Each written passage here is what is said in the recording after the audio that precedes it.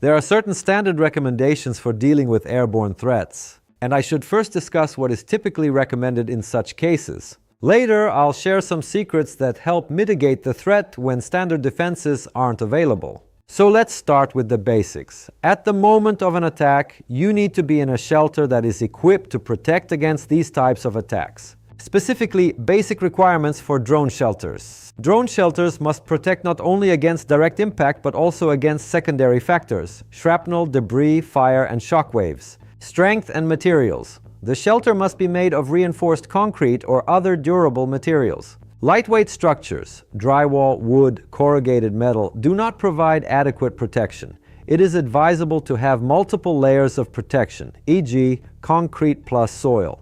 Protection from above is critically important. Drones attack from above, so the main requirement is a sturdy roof. Basements and underground shelters are significantly safer. The ceiling must withstand falling debris and blast loads. Depth. The best option is a shelter below ground level, basement, bomb shelter. Even partial burial drastically reduces the risk of injury. No windows or open openings. 2 exits and independent ventilation.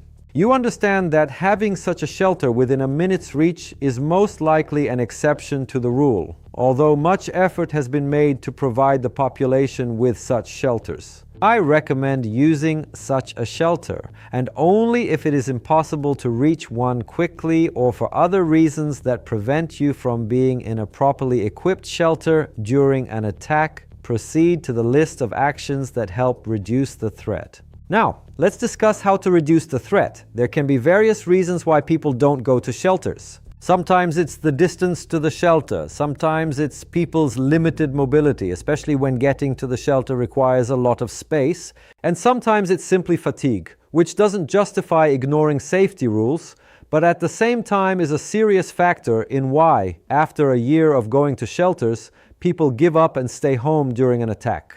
Still, there are some ways to reduce the threat. Let's discuss apps or information channels that warn of an attack. Later in the war in Ukraine, some news outlets provided detailed warnings about the nature of the threat, the estimated arrival times in various areas and regions, and so on. This information can help you assess the level of threat and make the right decision. For example, if hundreds of drones are launched, plan to spend a long time in a shelter, bring a sleeping bag if it's nighttime, and understand that you'll have to stay there until morning. Next, don't film, don't look, stay away from windows. The most common mistake is curiosity. You want to look, take a video, and figure out what's happening. You shouldn't do this. Windows are one of the main risk areas. During an explosion, glass shatters into shards that fly inward at high speed. So the rule is simple. If you hear a threat, move away from the windows and don't go back there just to look. The 2-wall rule. If you don't have a basement or a proper shelter, use the 2-wall rule. This means there must be at least 2 solid walls between you and the street.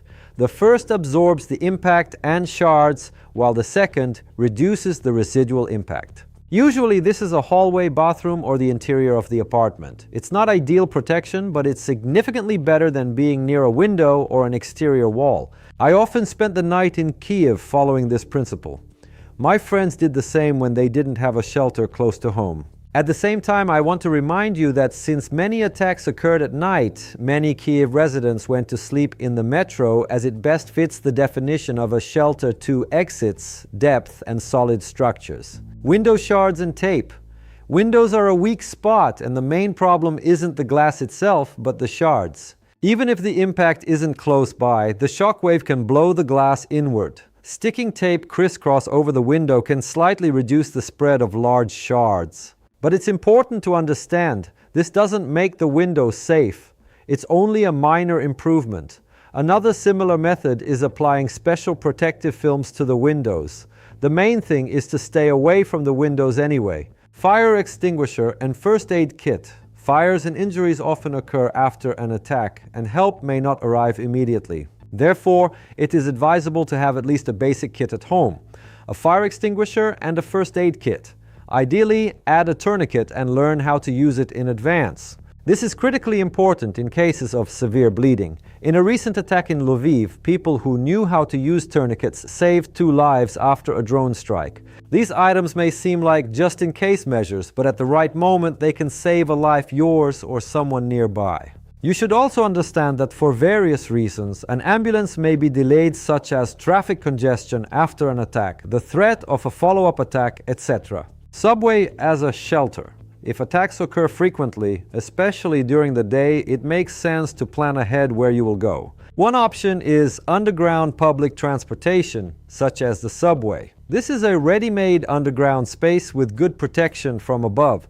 In some situations, this can be much safer than staying at home, especially if your home does not have adequate shelter. Moving away from high-risk areas. There are places that are more frequently targeted: power plants, thermal power plants, large industrial facilities, and infrastructure. Living near such facilities poses an additional risk.